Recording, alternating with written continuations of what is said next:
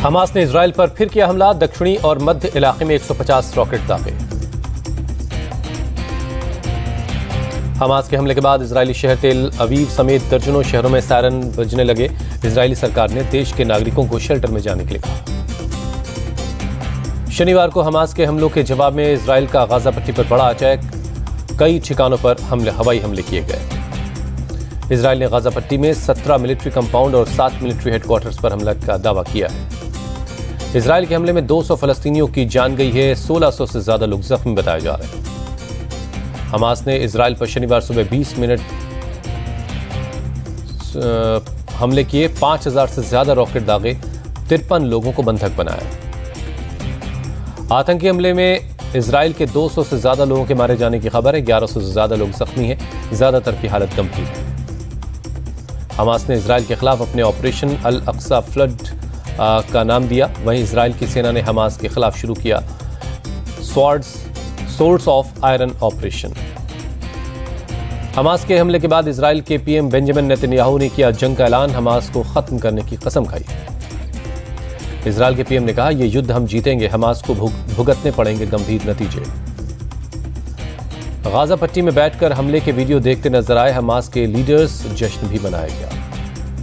Hamas के हमले में 9 नेपाली जख्मी, हमास ने 17 नेपालियों को बंधक बनाया, नेपाली राजदूत ने जानकारी दी। अमेरिकी राष्ट्रपति जो बाइडेन ने इजराइल के साथ खड़ा होने का ऐलान किया, हर तरह की मदद का भरोसा दिया। बाइडेन ने इजरायली पीएम से बात की, कहा अमेरिका इजराइल के आत्मरक्षा के अधिकार का पूरा समर्थन करता है। ऑस्ट्रेलियाई पीएम एंटोनी अल्बनीज ने भी इजराइल पर हमले की निंदा की, कहा इस घड़ी में ऑस्ट्रेलिया इजराइल के साथ खड़ा है। इजराइल में हुए हमलों पर पीएम मोदी ने जताया दुख, कहा मुश्किल घड़ी में हम इजराइल के साथ हैं। इजराइल में बिगड़ते हालात के बीच भारतीय दूतावास ने वहां मौजूद अपने नागरिकों के लिए एडवाइजरी जारी की, सतर्क और सुरक्षित रहने के लिए कहा गया है। सुरक्षा के मद्देनजर एयर इंडिया का फैसला, दिल्ली से तेल अवीव आने जाने वाली फ्लाइट्स कैंसिल कर दी गई है। इजराइल पर हमास के हमले पर मीनाक्षी लेखी ने जताया दुख, कहा पीड़ितों के प्रति संवेदना है। केंद्रीय मंत्री ने कहा, ऐसे मुश्किल समय में इजराइल के साथ खड़ा है भारत, घटना के प्रति भारत सरकार अपनी संवेदना जाहिर करती है। इस हमले के बाद इजराइल में रह रहे भारतीय छात्रों में डर का माहौल है, छात्रों के संपर्क में है भारतीय दूतावास। इजरायली पुलिस कर रही छात्रों की मदद, इजराइल में रह रहे भारतीय छात्रों ने जानकारी दी। यरूशलेम तीर्थ यात्रा पर गए मेघालय के 27 लोग बेथलहम फंसे, विदेश मंत्रालय के संपर्क में है मेघालय सरकार। बिहार के बाद अब राजस्थान में होगी जाति जनगणना, गहलोत सरकार ने जारी किया आदेश। राजस्थान सरकार के आदेश में कहा गया, राज्य सरकार अपने संसाधनों से जाति आधारित सर्वेक्षण करवाएगी। सभी नागरिकों के सामाजिक, आर्थिक और शैक्षणिक स्तर को लेकर जानकारी और आंकड़े इकट्ठा किए जाएंगे। बीएसपी चीफ मायावती ने कहा, कांग्रेस और बीजेपी जाति गणना, ओबीसी, महिला आरक्षण के चुनाव को भुनाने में जुटी है। मायावती का कांग्रेस से सवाल, अपनी सरकार में क्यों लागू नहीं किया, जिसकी जितनी आबादी उसकी उतनी हिस्सेदारी का फॉर्मूला। बिहार के जाति सर्वेक्षण की प्रक्रिया पर चिराग पासवान ने उठाया सवाल, कहा बंद कमरे में तैयार हुआ डेटा। उपराष्ट्रपति जगदीप धनखड़ और सीएम गहलोत में जुबानी जंग तेज हुई। धनखड़ बोले, कोई कितना भी कह दे, मैं राजस्थान आता जाता रहूंगा। अशोक गहलोत ने उपराष्ट्रपति जगदीप धनखड़ को दिया जवाब, कहा आप मेरे घर पर आइए, स्वागत करूंगा। दिल्ली में कांग्रेस की केंद्रीय चुनाव समिति की बैठक, एमपी विधानसभा चुनाव के लिए उम्मीदवारों के नाम पर हुआ मंथन। मीटिंग के बाद बोले कमलनाथ, 140 सीटों पर चर्चा हुई, 6 से 7 दिन में उम्मीदवारों के नामों का ऐलान हो जाएगा। एमपी में कांग्रेस प्रभारी रणदीप सुरजेवाला ने साधा शिवराज सरकार पर निशाना, कहा बीजेपी और शिवराज सरकार ने राज्य को बर्बाद कर दिया है। रणदीप सुरजेवाला ने कहा, मध्य प्रदेश अब चाहता है बदलाव, दोबारा बैठक बुलाकर सीटों पर फैसला होगा। सीएम फेस पर बोले रणदीप सुरजेवाला, कमलनाथ प्रदेश अध्यक्ष हैं, इसलिए वही सीएम फेस है। केंद्रीय चुनाव समिति की बैठक के बाद बोले कांग्रेस महासचिव केसी वेणुगोपाल, बैठक में सीट बंटवारे को लेकर हुई चर्चा। मध्य प्रदेश के मंत्री गोपाल भार्गव भी सीएम पद की रेस में कूदे, इशारों में जताई इच्छा, कहा गुरु का आदेश आया है, हो सकता है उनकी कुछ इच्छा हो। इमरान मसूद की कांग्रेस में हुई वापसी, कहा गांधी परिवार से मैं कभी रिश्ता खत्म नहीं कर पाया। कांग्रेस ज्वाइन करने के बाद बोले इमरान मसूद, भारत जोड़ो यात्रा से देश में परिवर्तन का माहौल है। एनडीए में शामिल होने के बाद जेडीएस में विवाद, केरल जेडीएस ने कहा हम लेफ्ट के साथ हैं। दिल्ली शराब घोटाले में आप सांसद संजय सिंह के करीबी विवेक त्यागी से ईडी की पूछताछ। एक और करीबी कंवर वीर से भी जल्द पूछताछ की तैयारी है। संजय सिंह के करीबी विवेक त्यागी ने कहा, न 1 रुपया का लेन देन हुआ, न घोटाला हुआ, हमें न्यायपालिका पर भरोसा है। आप सांसद संजय सिंह की गिरफ्तारी को शिवसेना उद्धव गुट की सांसद प्रियंका चतुर्वेदी ने बताया राजनीतिक प्रतिशोध। कहा, जनता उनके साथ खड़ी है। प्रियंका चतुर्वेदी ने कहा, बीजेपी की सबसे बड़ी गठबंधन सहयोगी ईडी सीबीआई, हम उसके खिलाफ भी लड़ेंगे। यूपी के सीएम योगी आदित्यनाथ आज केदारनाथ में करेंगे दर्शन।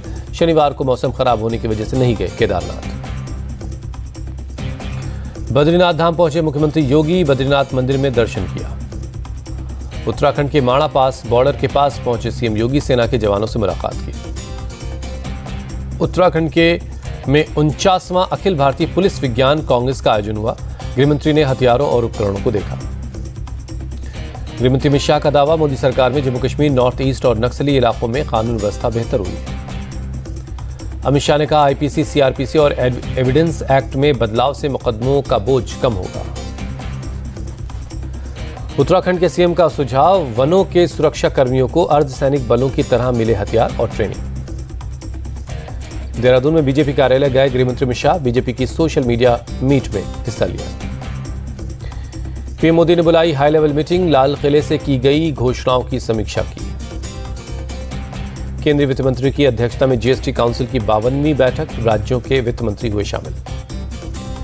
जीएसटी काउंसिल का बड़ा फैसला, मिलेट्स से बने प्रोडक्ट्स पर जीएसटी को घटाकर 5% किया गया।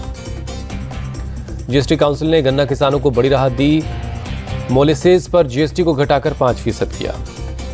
जीएसटी काउंसिल की बैठक में दिल्ली के मंत्री आतिशी ने ऑनलाइन गेमिंग का मुद्दा उठाया, 28% टैक्स पर जताया अपना विरोध। भारत कनाडा राजनयिक विवाद पर अमेरिकी विशेष दूत का बयान, हर कोई चाहता है जांच आगे बढ़े। 91वें एयरफोर्स डे पर वायुसेना आज दिखाएगी अपनी ताकत। इस बार प्रयागराज में हो रहा है मुख्य समारोह। वायुसेना दिवस पर एयर शो का हो रहा है आयोजन। पहली बार C-295 ट्रांसपोर्ट एयरक्राफ्ट भी उड़ान भरेंगे। एयर शो में Su-30 राफ और राफेल, तेजस, C-130J सुपर हरक्यूलिस और सारंग की टीम हिस्सा लेगी। भारतीय वायुसेना के हेलीकॉप्टर भी एयर डिस्प्ले में शामिल होंगे। महादेव बेटिंग ऐप पर बड़ा खुलासा, दुबई से हवाला के जरिए पुलिस, ब्यूरोक्रेट्स और पॉलिटिशियन को भेजे जाते थे पैसे।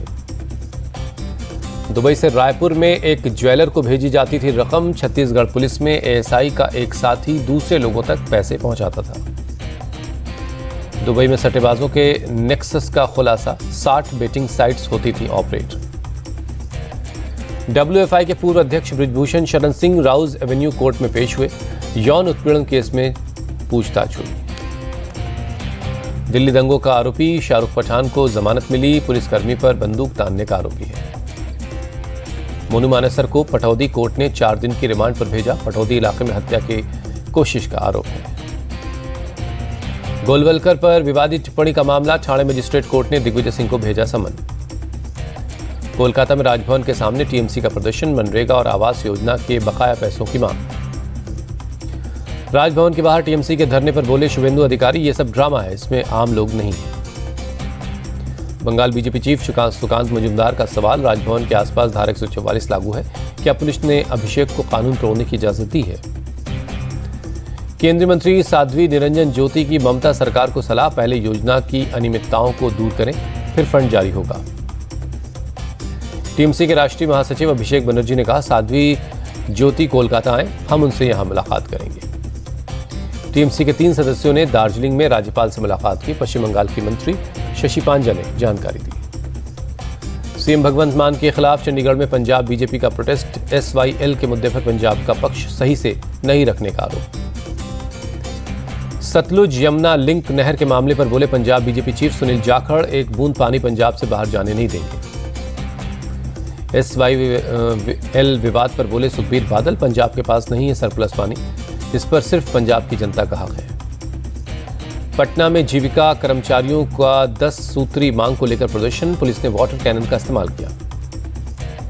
आरजेडी समर्थकों ने बिहार क्रिकेट एसोसिएशन के GM के चेहरे पर फेंकी स्याही, एसोसिएशन ने अधिकारियों ने जताई नाराजगी।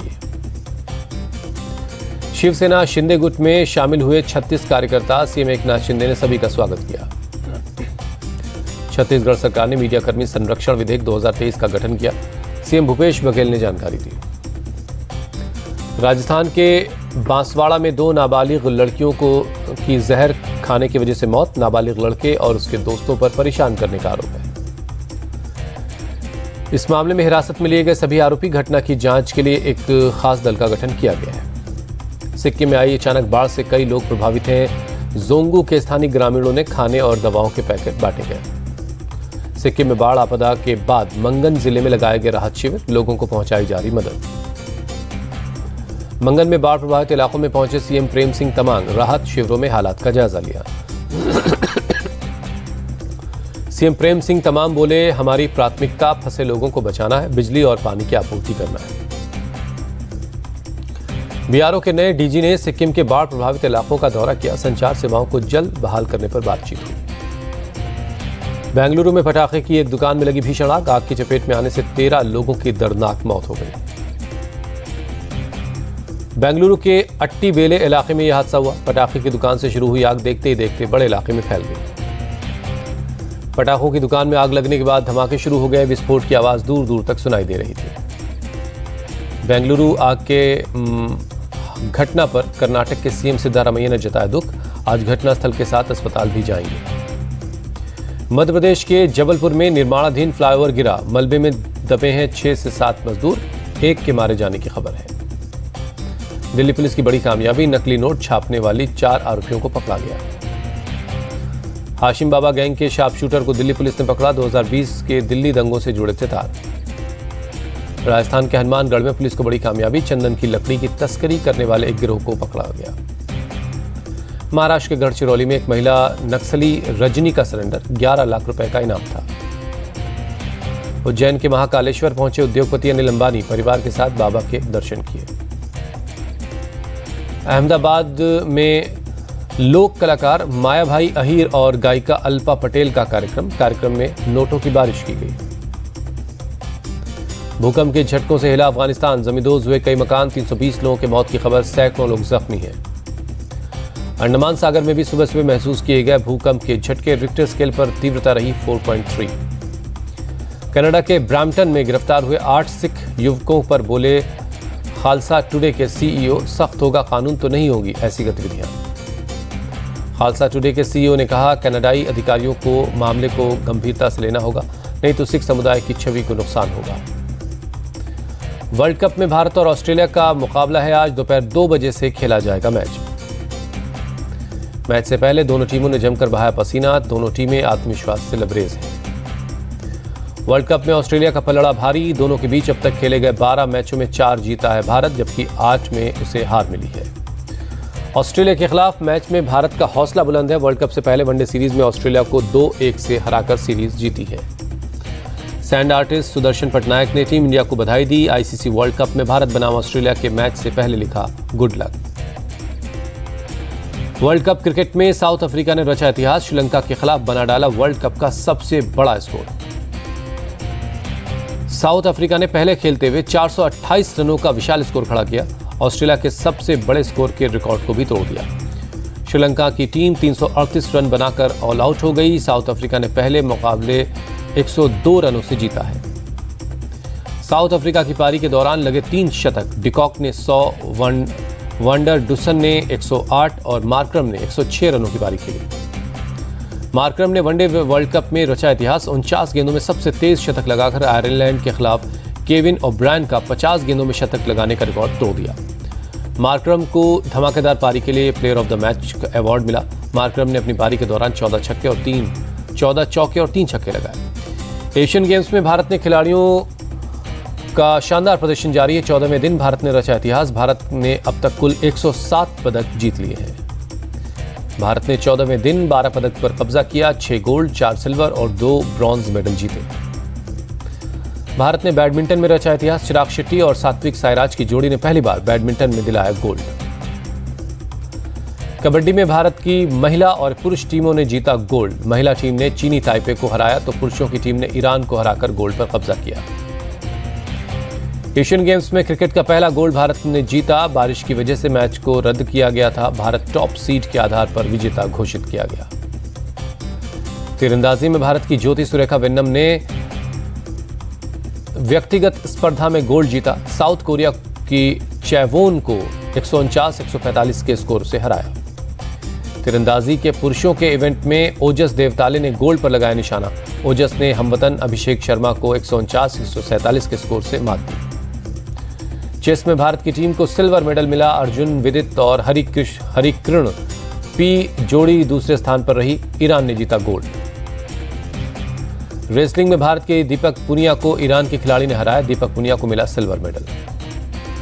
हॉकी में भारत की महिला टीम को मिला ब्रॉन्ज मेडल। सेमीफाइनल में चीन ने हराया। एशियाई खेलों के पदक वीरों से मिलेंगे पीएम मोदी। 10 अक्टूबर को पीएम और खिलाड़ियों की मुलाकात होगी।